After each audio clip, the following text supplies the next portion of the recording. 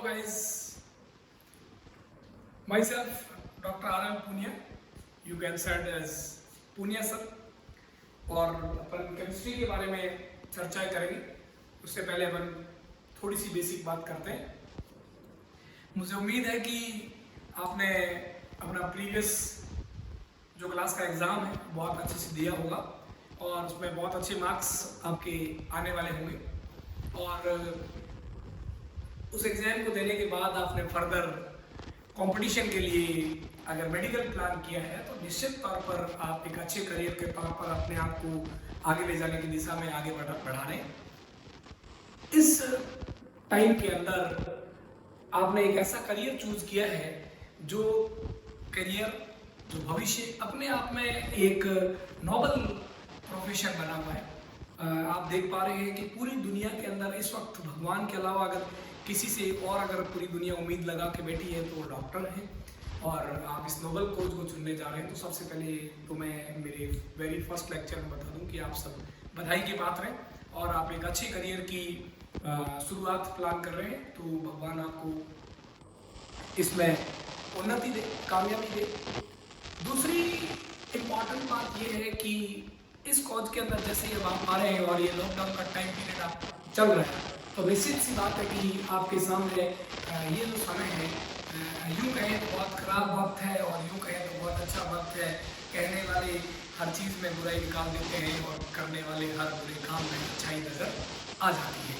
तो इस समय को आप किस तरीके से बेहतरीन तरीके से यूज़ करें। अगर आपने अभी 10th पास किया है या 12th पास किया है तो निश्चित सी बात है कि अभी आप प्लान कर रहे होंगे कि अगला आपका करियर का ऑप्शन क्या हो। देखिए इस समय के अंदर अगर मान लीजिए लॉकडाउन नहीं होता तो आप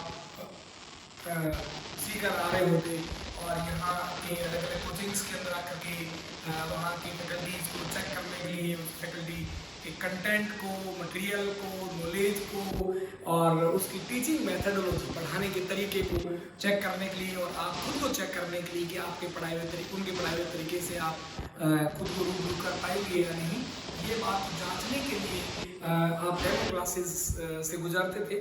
और बड़े दुख की बात है कि जैसे ही लॉकडाउन खुलेगा आप लोगों के पास समय इतना कम होगा कि ऐसा नहीं हो कि आप जल्दीबाजी में और ये जो एक क्षणिक पैनिक क्रिएट हुआ है उसके कारण गलत डिसीजन ले लें और थोड़े से गलत डिसीजन के कारण आपको सालों का यूँ कहूँ जिंदगी का जो करियर है वो इन 2 सालों पे आने वाले 2 साल के ऊपर आप निर्भर करेगा।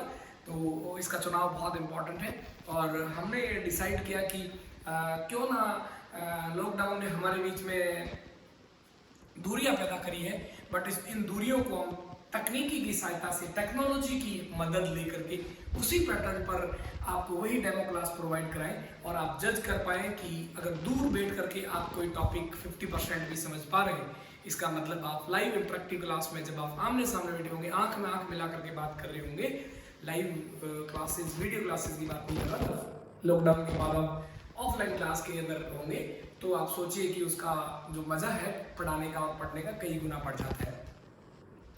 तो इसी दिशा में अपन बात करेंगे और ये आपका पहला डेमो लेक्चर है केमिस्ट्री का। इसके अंदर एक इम्पॉर्टेंट छोटा सा पॉइंट अपन पढ़ेंगे और आप ये समझने का प्रयास कीजिए कि क्या आप में भी कैपेबिलिटी है उस टॉपिक को समझने की। जैसा कि मैंने खुद को इंट्रोड्यूस कराया, माई सेल्फ डॉक्टर पुनिया, और मैं आपको सिंपल सी एक बात कहना चाहूँगा कि इस वक्त के अंदर सही और गलत को चुनने के लिए आपके पास पर्याप्त समय है। मतलब आप अगर बात करें कि आपको पढ़ने के लिए कुछ मिल रहा है तो आपको बोल रहा हूँ कि YouTube पर आप कुछ भी सर्च कर लीजिए, आपको उसके ऊपर हजारों चैनल्स मिल जाएंगे, सैकड़ों पढ़ाने वाले मिल जाएंगे, सैकड़ों उस पे पेजेस मिल जाएंगे जिसके ऊपर उस टॉपिक के बारे में बहुत कुछ लिख रखा है। गूगल आप कोई भी हेडिंग डालते हैं उसके ऊपर किसी भी बच्चे ने, एक पैदा होने वाले बच्चे ने उस टॉपिक की हेडिंग डाल के अगर मटेरियल डाल दिया तो गूगल का सर्च इंजन उसको आपके सामने ला करके रख देगा। अब इसमें सबसे बड़ी प्रॉब्लम ये आ रही है कि ऐसी कोई एजेंसी नहीं है जो उसमें ये जांच सके कि इसमें जो कंटेंट दिया जा रहा है उस कंटेंट की जो शुद्धता है उसको जांचने का कोई पैरामीटर नहीं है गूगल के पास कि भाई एक ही कीवर्ड को बार बार कोई सर्च कर रहा है वो सही कर रहा है या गलत कर रहा है। ये सबसे बड़ा एक पैनिक वाला मामला है। तो हमने ये सोचा कि आपको डेमो क्लासेस के माध्यम से आपसे इंटरेक्ट हूँ और फिर आपकी वीडियो क्लासेस के माध्यम से आपसे इंटरेक्ट हूँ, और ये आपका समय है बेकार नहीं हो और आप बेस्ट से सर्वोत्तम का चुनाव कर सके। हम स्वाभिमान के साथ आपसे जुड़ रहे हैं। ये नाम हो सकता है आपके लिए नया हो, बट हमारे साथ और हमारी टीम में काम करने वाले जितने भी लोग हैं वो सब वेल एक्सपीरियंस्ड है और सीकर के अपने अपने सब्जेक्ट के बहुत बड़े नेम और फेम हैं, और उन्होंने अपने आप को प्रूव किया। नेम और फेम ऐसा नहीं कि किसी स्टूडेंट ने किसी टीचर का बार बार नाम बोल दिया उससे नेम और फेम हो जाता है। वो डिपेंड करता है एक्चुअली कि किस टीचर ने क्या रिजल्ट्स क्रिएट करे हैं और उस टीचर के अंदर पहले पढ़े गए बच्चों की कितनी श्रद्धा है, और जिन बच्चों ने उसके अंदर विश्वास दिखाया उनमें से कितने स्टूडेंट्स को उनके मंजिल तक पहुंचाने में एक अच्छे कोच साबित हुए। कोचिंग का बेसिक मकसद यही होता है, बढ़िया कोच वही होता है जो अपने खिलाड़ी के अंदर इतना जोश, जुनून और टैलेंट भर दे कि वो जिंदगी में आने वाले हर एग्जाम को फाइट कर सके, और जिस लक्ष्य और मंजिल को लेकर के वो आगे बढ़े उसमें निश्चित तौर पर सफलता मिले। हम ऐसी उम्मीद करते हैं कि जिस टीम से अभी आप रूबरू हो रहे हैं वो सीकर की आज तक की सबसे बेस्ट रैंक देने वाली टीम आपके साथ स्वाभिमान में काम करेगी। आप को जानकर हैरानी होगी कि सीकर के अंदर आज तक के कोचिंग इतिहास के अंदर मेडिकल के अंदर बात करूं तो सारी कैटेगरीज को मिला करके ST, SC, OBC, जनरल को मिला करके एक बार ऐसा हुआ है सिर्फ कि ऑल इंडिया में फर्स्ट रैंक आई है ST कैटेगरी में, that was Piyush Kumar Meena. He was Piyush Kumar Meena और वो मेरा ही विद्यार्थी था। इसी तरीके से मेरे साथ जो टीम के और लोग हैं उन्होंने सीकर के बहुत ही हिस्टोरिकल रिजल्ट क्रिएट किए हुए हैं, और हम सब लोग अपने अपने सब्जेक्ट के एक्सपर्टीज साथ मिलकर के एक नए प्लेटफॉर्म में पुराने अनुभव के साथ, नई ऊर्जा के साथ एक नए मंजिल को दिमाग में लेकर के जुट रहे। तो निश्चित सी बात है कि हम जो सोच के लग रहे हैं हमें 100% हमारे काम पर भरोसा है कि हम एक बहुत बेहतरीन प्लेटफॉर्म बच्चों के लिए उपलब्ध कराएंगे। पहले भी यही काम करते हैं और अब एक नाम जरूर हमने एक नया चूज किया है, बाकी काम वही है, इरादे वही है, तरीके वही है। चलिए बच्चों, तो मैं आपसे डिस्कस करूँगा केमिस्ट्री के बारे में, और केमिस्ट्री की शुरुआत होती है एटम से। एक एटम जो होता है परमाणु जिसको अपन बोलते हैं, परमाणु से अणुओं का निर्माण होता है और अणुओं से पूरे पदार्थ का और सृष्टि का निर्माण हो रखा है। आप कहें कि इस दुनिया में कोई भी चीज़ है वो बिना मॉलिक्यूल के नहीं बनी हुई है। जैसे कि आप अगर बात करें कोरोना की, कोरोना एक वायरस कण है तो वो भी एक प्रोटीन का या DNA का बना हुआ है, प्रोटीन या RNA का बना हुआ है, RNA का। तो RNA वायरस है, तो प्रोटीन हो या RNA हो वो एक केमिकल पदार्थ होता है, और उस केमिकल पदार्थ में बहुत सारे परमाणु मिलकर के उस पदार्थ का निर्माण करते हैं। ठीक है, तो इस सृष्टि की रचना हम बिना परमाणु के लिए सोच भी नहीं सकते। तो जब एक परमाणु के अंदर अपन जाते हैं, एक एटम की हम बात करते हैं, एटम, तो आप सभी जानते हैं कि एक एटम के अंदर बेसिकली सेंटर के अंदर एटम का सारा द्रव्यमान होता है, मास होता है सेंटर को, जिसको हम नाभिक कहते हैं, और उसमें प्रोटॉन और न्यूट्रॉन रहते हैं। परमाणु के केंद्र में पॉजिटिव आवेश पाया जाता है, धनात्मक आवेश पाया जाता है, और साथ में न्यूट्रल वाले पार्टिकल न्यूट्रॉन रहते हैं, और इस जगह को हम नाभिक कहते हैं। ये आप सभी जानते हैं। और नाभिक के अंदर के बाहर चारों ओर इलेक्ट्रॉन पाए जाते हैं। एटम के अंदर आप यूं कह सकते हैं तीन चीजें होती है, प्रोटॉन, न्यूट्रॉन और इलेक्ट्रॉन। क्लियर? और ये तीनों चीजें रहती कहाँ है उसका थोड़ा सा आइडिया आपको दे रहा हूं कि इसमें से ये जो दो चीजें हैं, ये दोनों चीजें एटम के सेंटर पर न्यूक्लियस के रूप में रहती है। प्रोटॉन और न्यूट्रॉन जो है नाभिक में रहते हैं। और इसके अलावा तीसरी चीज बची इलेक्ट्रॉन। इलेक्ट्रॉन जो है एटम के चारों ओर, परमाणु के चारों ओर फिक्स कक्षाएं होती है, फिक्स पाथवेज होते हैं, उसके अंदर लगातार घूमते रहते हैं। अब वो पाथवेज कैसे होते हैं, उनमें वो क्यों घूमते हैं या उन्हीं में ही क्यों घूमते हैं, क्या वो पाथवेज फिक्स होते हैं या कोई भी आप सर्कल बना दो उसमें इलेक्ट्रॉन घूम जाएगा, ये सारी चर्चाएं करेंगे। हम एक यूनिट पढ़ेंगे केमिस्ट्री का, परमाणु संरचना, एटॉमिक स्ट्रक्चर, उसके अंदर अपन ये चीज जानेंगे, और वहां अपन ये जानेंगे कि किस तरीके से एटम के अंदर कौन सी चीज कहाँ रहती है।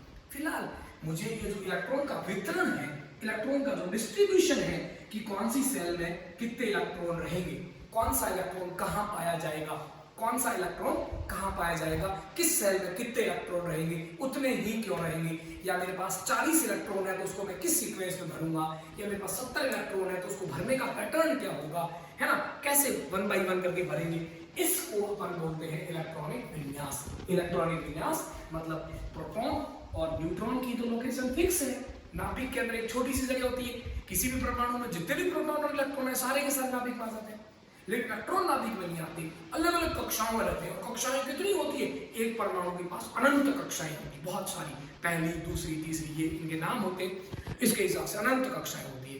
तो अब कौन सा इलेक्ट्रॉन कहाँ रहेगा और कितने इलेक्ट्रॉन कहाँ रहेंगे, कौन सा इलेक्ट्रॉन किस जगह पर रहेगा, इलेक्ट्रॉन की लोकेशन क्या होगी, या इलेक्ट्रॉन के भरने का क्रम क्या रहेगा, इस क्रम को ही हम बोलते हैं इलेक्ट्रॉनिक विन्यास। ये जो कक्षाएं हैं, इन कक्षाओं में जो इलेक्ट्रॉन भरने का जो तरीका है, जो पैटर्न है, इस पैटर्न को हम बोलते हैं इलेक्ट्रॉनिक विन्यास।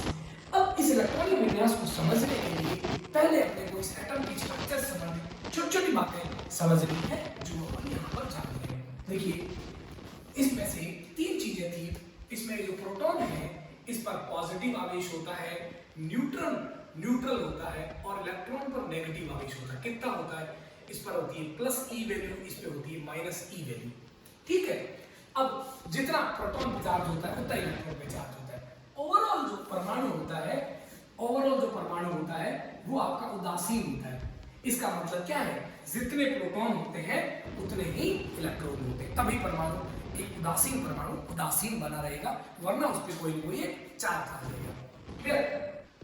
अब किसी भी एक परमाणु में अपन एक चीज बोलते हैं परमाणु क्रमांक, एटॉमिक नंबर, जिसको लिखते हैं हम Z से, एटॉमिक नंबर। जैसे हाइड्रोजन का 1, हीलियम का 2, कार्बन का 6, नियोन का 10, ये जो आप पढ़ते हैं ये परमाणु क्रमांक है, ठीक है। और ये परमाणु क्रमांक किसको रिप्रेजेंट करता है, याद रखना, परमाणु क्रमांक सदैव प्रोटॉन की संख्या को निरूपित करता है। किसी एक परमाणु में प्रोटॉन कितने होंगे उस संख्या को परमाणु क्रमांक निरूपित करता है। और अगर परमाणु उदासीन है तो मैंने क्या बोला, उदासीन परमाणु के लिए जितने प्रोटॉन होते हैं उतने ही इलेक्ट्रॉन होते हैं, प्रोटॉन और इलेक्ट्रॉन बराबर होते हैं उदासीन के लिए, ठीक है। तो प्रोटॉन और इलेक्ट्रॉन बराबर होते हैं, तो मैं ये कहूँ कि जितना परमाणु क्रमांक होता है उतने ही उस परमाणु में प्रोटॉन होंगे और उतने ही उस परमाणु में इलेक्ट्रॉन होंगे, ठीक है। जैसे कार्बन बोला, इसका मतलब 6 प्रोटॉन और 6 इलेक्ट्रॉन उसमें होंगे एज ए कार्बन, और उन 6 इलेक्ट्रॉन को हमें भरना है, और भरने का जो क्रम होगा वही कहलाएगा कार्बन का इलेक्ट्रॉनिक विन्यास। जैसे मेरे पास स्कैंडियम के परमाणु है, उस 21 परमाणु क्रमांक होता 21, 21 जो है उसमें प्रोटॉन होंगे जो कि नाभिक में रहेंगे, तो उनको तो वितरण या डिस्ट्रीब्यूट या उसका अरेंजमेंट बताने की जरूरत नहीं है, सेंटर में रहेंगे, परमाणु के सेंटर में नाभिक होता हुआ रहेंगे। अब 21 जो इलेक्ट्रॉन होंगे उनके भरने का तरीका क्या होगा, उसके भरने का पैटर्न क्या होगा, उस पैटर्न को बताने का जो काम है वो ये अपन यहाँ करेंगे, उसी का नाम इलेक्ट्रॉनिक विन्यास है। तो उसमें थोड़ा सा मैंने बताया कि सेंटर में सारे प्रोटॉन रहेंगे और इलेक्ट्रॉन जो है उसके चारों ओर कक्षाओं में घूमेंगे। इनको मैंने नाम दिया है कक्षा, सेल, है ना, कक्षाओं में। तो अब मतलब ये हुआ कि भाई इस अरेंजमेंट के अंदर थोड़ा सा आगे बढ़े तो मैं यूं कहूंगा,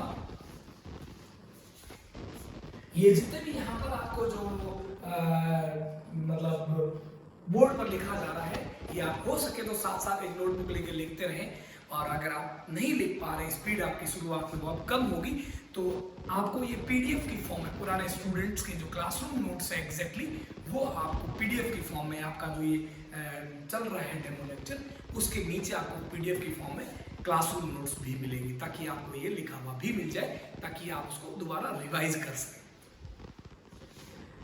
ठीक है। और इस ऐप के अंदर जिसके अंदर आप ये डेमो क्लास ले रहे हैं, इसके अंदर पूरा वही क्लासरूम वाला फीलिंग है, वही क्लास लेक्चर, सिर्फ आपका हमारे बीच में दूरियां है जो कोरोना ने पैदा करी, उसके अलावा वही क्लास, वही डिबेट डिस्कशन, वही हर 14 डेज के बाद में माइनर टेस्ट, वही सेम फीलिंग होगी, क्लियर।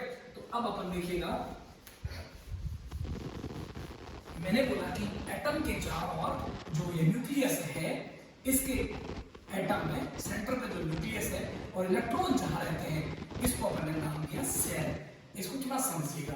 इसको हमने नाम दिया सेल, इंग्लिश में बोलते हैं सेल, हिंदी में बोलते हैं कोश या सब सेल, सब शेल या उसको बोलते हैं उपकोश। इसके आगे का पार्ट होगा, यानी जो सेल है वो फर्दर डिवाइड होगी, बताएंगे अभी। कोश इसका एक और नाम होता है ऑर्बिट, ऑर्बिट इसको हिंदी में बोलते हैं कक्षा, ऑर्बिट या कक्षा, सेल या कोश, ये इसका नाम है। क्लियर? तो अब मेरी बात ध्यान सुनिएगा, सेल को लिखते कैसे हैं? सेल को सिंपल नंबर, सेल को एन से लिखते हैं, 1 2 3 4 5 6, ये सो ये एक कक्षा को लिखने का तरीका है। जैसे इस कक्षा का नाम होगा कक्षा नंबर 1, इस कक्षा का नाम होगा नंबर 2, एक नई ड्रॉप हो, इस कक्षा का नाम होगा नंबर 3। एक टर्मिनोलॉजी तो ये, और दूसरी जो टर्मिनोलॉजी इसी बात को लिखने का वो होता है बड़ी वाली अंग्रेजी की अल्फाबेटिकल ऑर्डर के अंदर इसको लिखते हैं K L M N O P so on। Clear?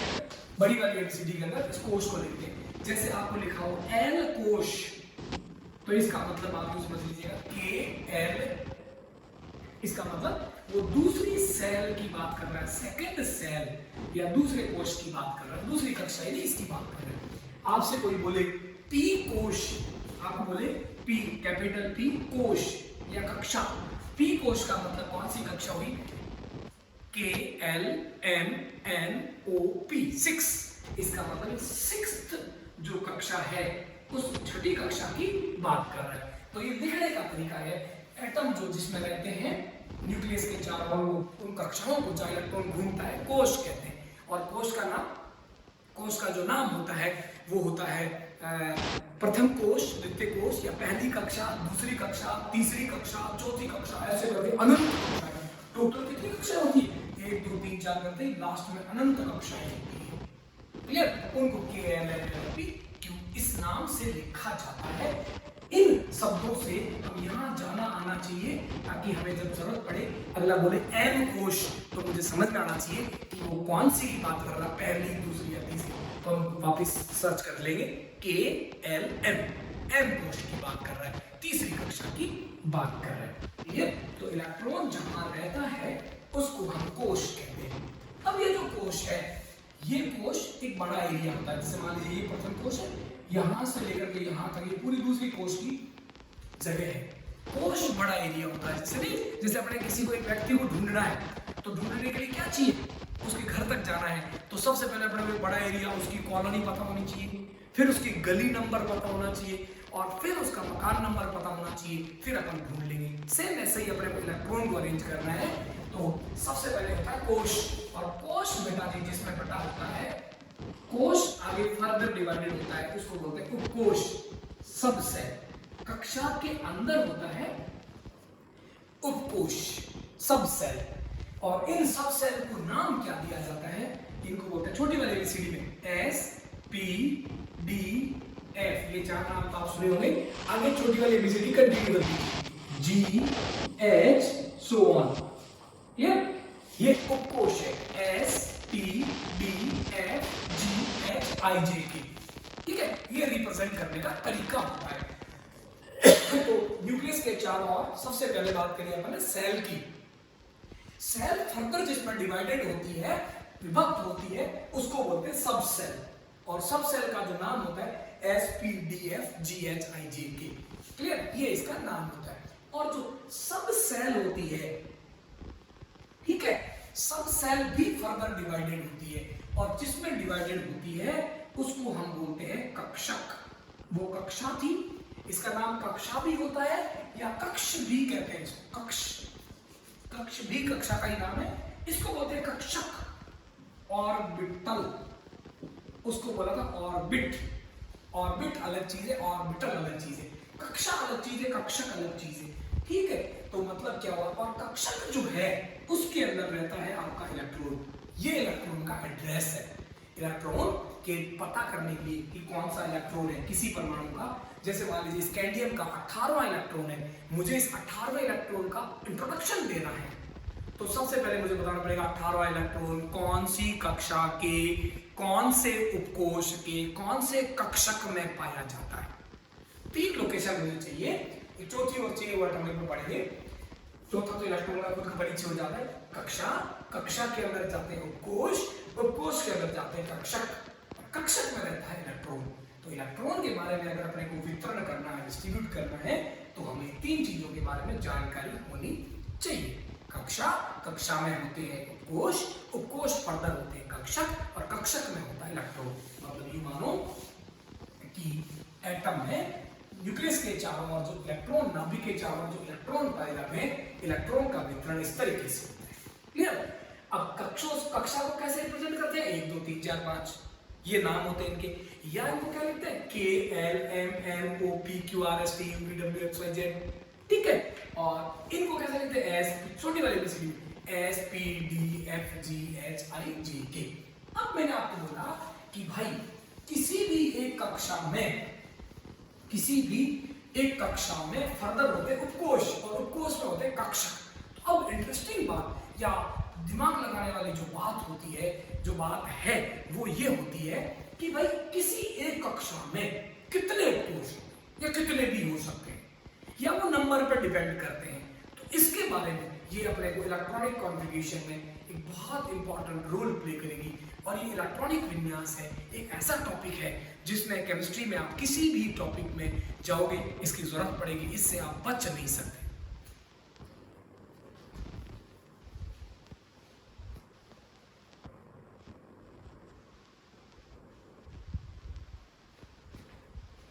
Clear? तो मैंने आपको बोला कि इसको डिस्ट्रीब्यूट करने का ये आपका तरीका होता है। अब मेरा क्वेश्चन ये है कि किसी एक कक्षा में कितने उपकोष होते हैं, कितने उपकोष कितने होते हैं? तो इसको बहुत इजीएस्ट और सिंपलेस्ट तरीका बता रहा हूं। वैसे इसका प्रॉपर तरीका तो एटॉमिक स्ट्रक्चर में पढ़ते एक टॉपिक होता है क्वांटम नंबर, वहां सीखते हैं। बट अभी फिलहाल अपने को क्वांटम नंबर तक जाने के लिए भी पहले इलेक्ट्रॉनिक कॉन्फ़िगरेशन चाहिए। पहले अपन इलेक्ट्रॉनिक कॉन्फ़िगरेशन सीखेंगे, और उसके लिए देखिए मैं आपको सीधा फंडा बता रहा हूं कि किसी भी कक्षा में उपकोष उतने ही होते हैं जौन से नंबर की कक्षा होती है। जैसे पहली कक्षा में 1 ही उपकोष होगा, दूसरी कक्षा 2 उपकोष होंगे, तीसरी कक्षा 3 उपकोष, 17वीं कक्षा 17 उपकोष होंगे, 786वीं कक्षा 786 उपकोष, श्री श्री 1008वीं कक्षा तो श्री श्री 1008 उपकोष। मैं बोलूं nवीं कक्षा, कोई भी nवीं कक्षा बराबर मैं बोलूंगा n उपकोष, nवीं कक्षा तो मैं उसमें बोलूंगा n उपकोष। क्लियर? पहली कक्षा, सबसे पहले से बात करता हूं मैं, पहली कक्षा जिसको मैंने बोला K नाम, K कोश, क्या नाम इसका? K कोश। इसमें कितने उपकोष? मैंने बोला जिस नंबर की कक्षा उतने ही उपकोष। तो पहली कक्षा तो 1 उपकोष, 1 उपकोष, पहली कक्षा में 1 उपकोष। नाम क्या होगा उसका? उसका नाम होगा पहली कक्षा का पहला उपकोष। पहला उपकोष कौन सा? S। किसी में 2 उपकोष चाहिए तो S और P, किसी को 3 उपकोष चाहिए तो S P D, किसी को 4 उपकोष चाहिए तो S P D F G, किसी को 5 चाहिए तो S P D F G H G तक, इस तरीके से। तो पहली कक्षा में जिसका नाम है 1, n बराबर 1, या जिसका नाम है K कोश, उसमें उपकोष कितना होगा? 1 में 1 होगा। नाम क्या होगा? 1s। ऐसे ही मैं बात करूं L कोश, L कोश यानी इसका मतलब है सेकंड कक्षा। L कोश का मतलब है सेकंड कक्षा, और सेकंड कक्षा का जो बच्चे मतलब है, सेकंड कक्षा जो है उसका मतलब है इसमें उपकोष कितने होंगे? इसमें उपकोष होंगे 2। नाम क्या होगा? नाम होगा दूसरी कक्षा का S। मैंने कहा ना 2 चीज S और P ले लो, और जौन सी कक्षा के हैं उसके ले लो। दूसरी कक्षा का S और दूसरी कक्षा का P, नाम हो गए 2S और 2P। क्लियर? ऐसे ही मैं अगर यहां बात करूं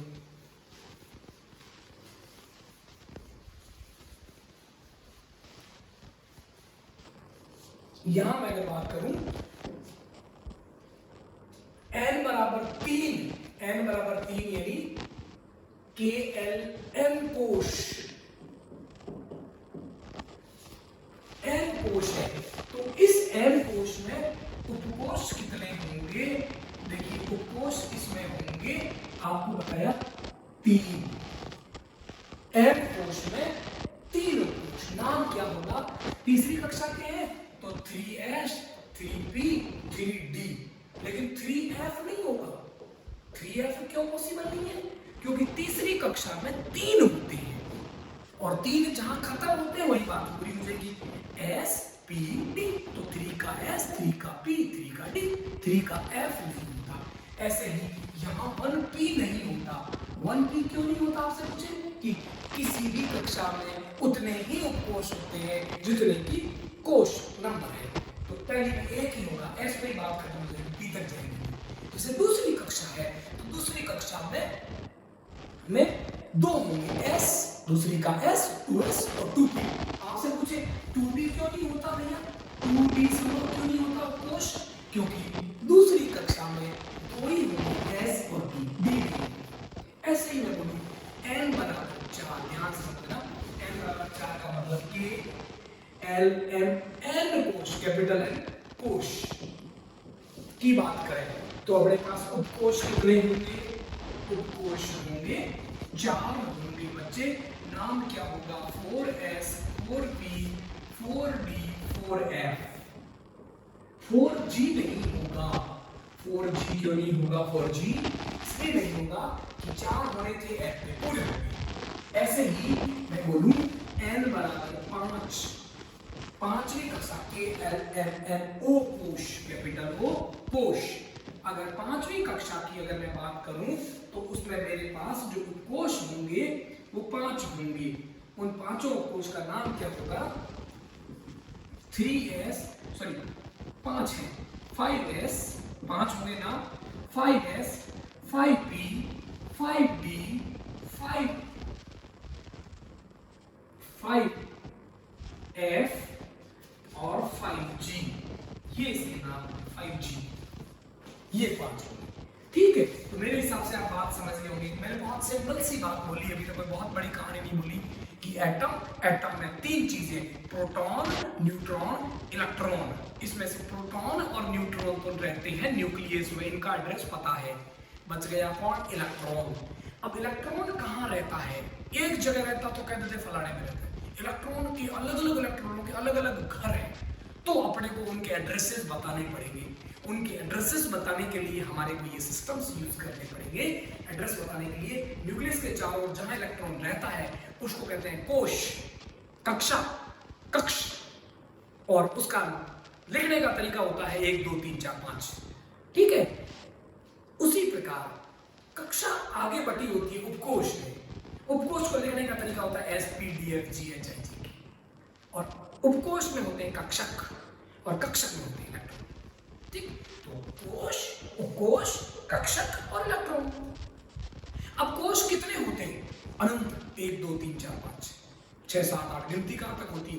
1 2 3 1000 2000 2222 2700, व्हाटएवर इज नंबर, अनंत होंगे। अब किसी एक कक्षा में जो फर्दर डिवाइडेशन होता है, एक कक्षा के आगे कितने भाग होंगे? उपभाग होंगे, उनको उपकोष कहते हैं। वो कितने होंगे वो डिपेंड करेगा कक्षा के हिसाब से। शुरुआत में कम होते हैं, जैसे जैसे बढ़ता जाता है ज्यादा होते जाते हैं। पहली में एक ही फर्दर डिवाइडेशन होता है, दूसरी में 2 होते हैं, तीसरी में 3 होते हैं, चौथी में 4 होते हैं, और उसके हिसाब से अपन नाम 5 होते हैं।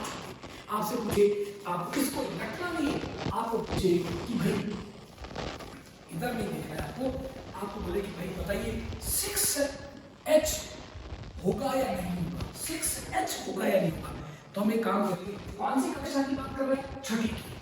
छठी कक्षा का है H या AS PDF जो भी, छठी की बात कर रहे हैं। छठी में कितने होते हैं? 6 होते हैं, 1 2 3 4 5 6। अब इनके नाम 6 का S P D F G H, H तक जारी काउंटिंग, इसका मतलब 6S पॉसिबल है। क्लियर? इस पर एक बहुत फेमस क्वेश्चन बनता है। देखिए अपने 10 मिनट के डिस्कशन से ही एक क्वेश्चन निकल गया है जो लगभग सभी कॉम्पिटिशन एग्जाम्स में पूछा जा चुका है, बहुत इंपॉर्टेंट क्वेश्चन है क्या, और काम भी आता है बहुत जगह। आपसे क्वेश्चन पूछा कि निम्न में से कौन सा उपकोष पाया जाता है या संभव है, ठीक है। और मेरे ऑप्शन दिए गए हैं 3D, 1P, 4G, 5F, ठीक है, पॉसिबल है। इधर जो मैंने लिखा था उसे हट के नहीं बोलना है ना। 1 2 3 ये चौथा ऑप्शन, पांचवा दिए गए है ना 6I, ठीक है, ये पॉसिबल है या नहीं हमें बताना है। तो हमें पता नहीं करना है, यहाँ से ही क्वेश्चन आंसर निकालना है कि कक्षा संख्या कौन सी की बात कर रहा है, तीसरी, n बराबर 3, तीसरी कक्षा की बात कर रहा है। तो इसमें उपकोष कितने होंगे, 3 होंगे। कौन कौन से उपकोष 3 होंगे, नाम तीसरी के 3 होंगे, 3S, 3B, 3D, बिल्कुल डी तक जा रहा है, 3D होता है, आंसर सही, 3D पाया जाता है, ठीक है। अगला क्वेश्चन 1P यानी पहली कक्षा, इसमें एक होगा, नाम होगा 1S, 1P तक जाएगा ही, S पे 1 की काउंटिंग खत्म हो जाएगी, यदि ये नहीं पाया जाता। अगला है 4G का मतलब होता है चौथी कक्षा की बात कर रहा है। कौन सी कक्षा की बात कर रहा है, चौथी कक्षा की। चौथी कक्षा में 4 होंगे, कितने होंगे, 4 का नाम 4S, 4P, 4D, 4F, SPDF, 4F पाया जाता है।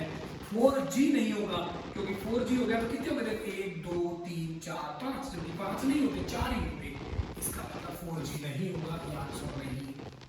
5F पांचवी है, 5 होंगे, फिर से काउंटिंग कर लेते हैं कौन कौन, 5 का S, 5 का P, 5 का D, 5 का F, 5 का G,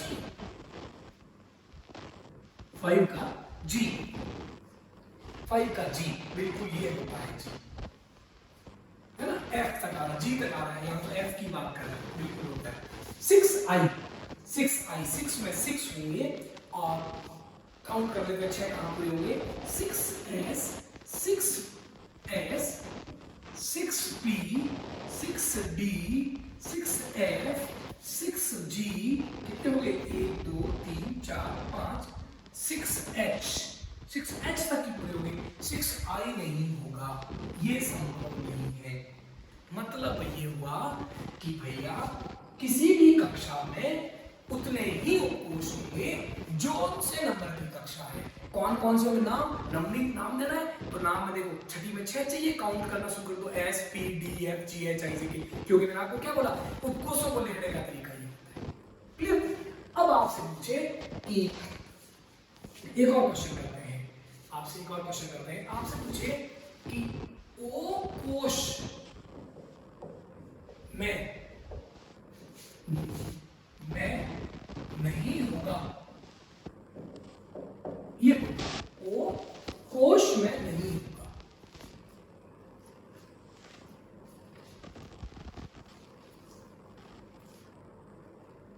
ठीक है। 5G, 5P,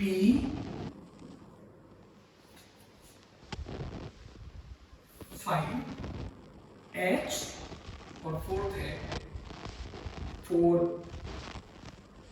5D, ठीक है। अब ओ कोश में कौन सा नहीं होगा ये पूछा है, ठीक है। ओ कोश की बात कर रहे हैं, ओ मतलब KL, कैपिटल ओ कोश, कक्षा की बात कर रहे हैं, है ना। ओ कोश तो नाम क्या हुआ, KLMNO, ओ का मतलब पांचवी कक्षा की बात कर रहे हैं, पांचवी कक्षा में 5 होंगे, 5 कौन सा, 5 का S, 5 का P, 5 का D, 5 का F और 5 का G पे पूरे होंगे, तो 5 का G होगा, P भी होगा, डी भी होगा, लेकिन एच नहीं होगा क्योंकि जी पे ही काउंटिंग हुई जाती। एच के लिए 6 चाहिए, देख लो यहाँ पर दोबारा से, वैसे तो यहाँ लिख रखा है 1 2 3 4 5 6 एच, इसलिए हमने बोला कि फाइव का एच नहीं होगा। ये अभी तक अपन ने सीखा, तो अभी तक अपने एक सिंगल स्टेप कर दिया। आपको बता दूं इलेक्ट्रॉनिक विन्यास के लिए सिंपल 3 स्टेप होते हैं, लेकिन पहले अपने को रट्टा नहीं मारना, पहले छोटी छोटी चीजों को समझना है ना, और उस पर जो बेसिक क्वेश्चंस है उनको करते हैं। फिर इलेक्ट्रॉनिक कॉन्फ़िगरेशन अपने लिए एक जो है खेलने की तरह करके रह जाएगा। क्लियर? फिर चलते हैं, हम चले थे परमाणु के बारे में, यहाँ थी न्यूक्लियस, यहाँ थी प्रोटॉन, इलेक्ट्रॉन, न्यूट्रॉन, और इधर चारों ओर थे इलेक्ट्रॉन।